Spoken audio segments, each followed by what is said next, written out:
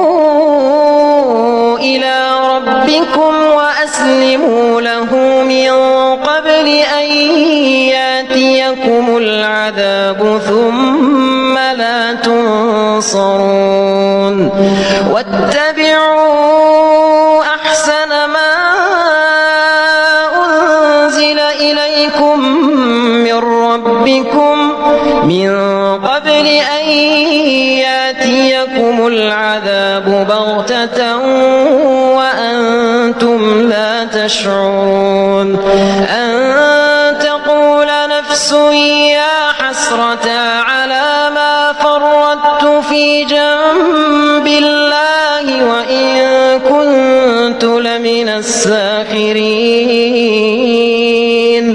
أو تقول